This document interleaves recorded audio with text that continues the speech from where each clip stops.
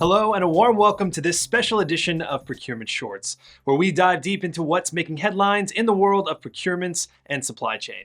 On this episode today, we'll tell you all about the start of what is widely perceived to be another commodity supercycle. What aspects of procurement are going to be impacted by it, and how long will it last? This is your shot at getting those answers.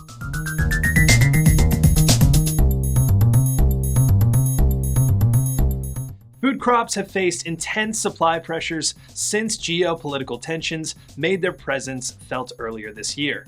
Corn and soybeans, reports say, could be some of the first ones to enter an agricultural commodity supercycle and see prices soar. The United States could gain the most from the scenario as traditional corn producers in China and Ukraine have underperformed.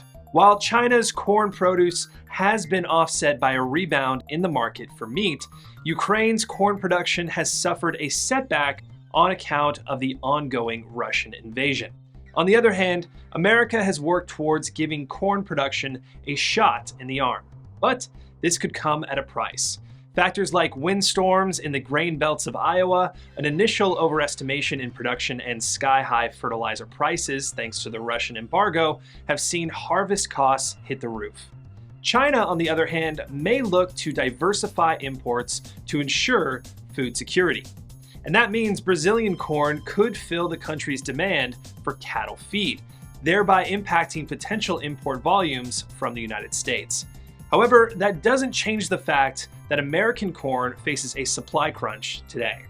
American corn production has declined by 1.25 billion bushels in August and February, while prices have increased by $2.4 to a bushel in this period. Clear indications of a supercycle taking form and shape.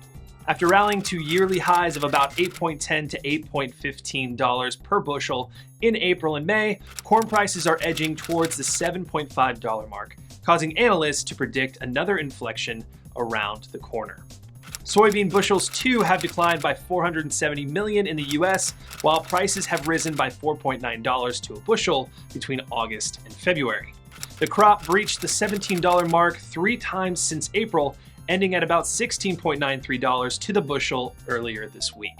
However, some estimates say American soybean might see a pause in price rally given that Brazil's soybean has seen a late harvest this year and will make its way to export channels. Further, erratic weather and above normal rainfall in Missouri and South Dakota could threaten soybean planting in the United States.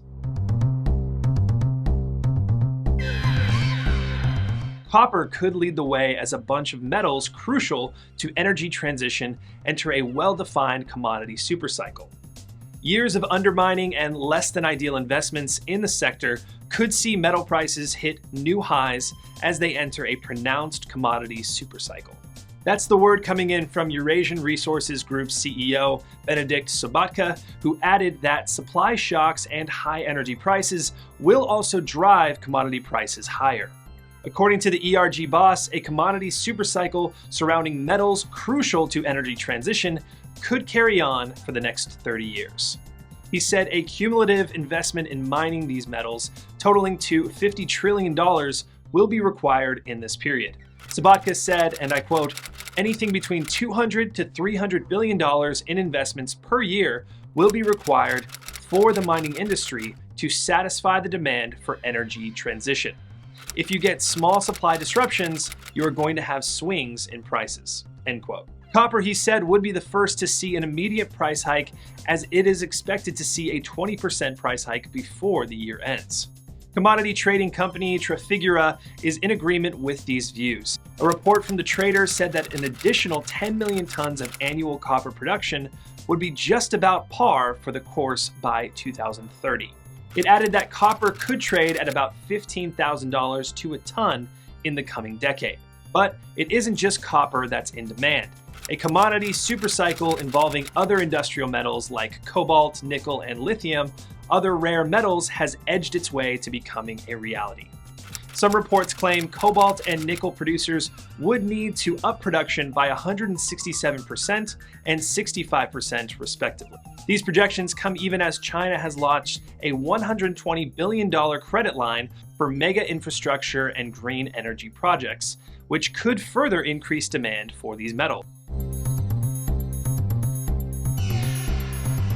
While we've been talking corn, soybean, and metals, one of the commodities that has slowly but surely made its way into the supercycle is, you guessed it, oil. Global crude has surged back to $120 a barrel in trade, buoyed by two major events: the European Union deciding to ban Russian crude and a pickup in Chinese industrial activity as the country reopens after several weeks of a COVID-induced lockdown.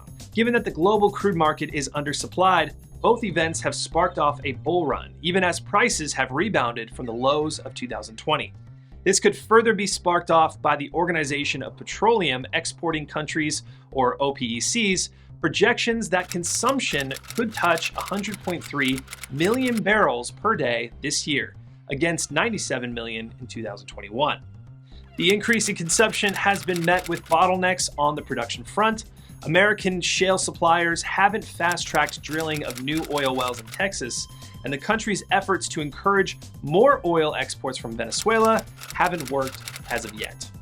Saudi Arabia's decision to increase oil supply by 432,000 barrels per day has also been offset by smaller OPEC countries unable to meet lower production quotas in recent months.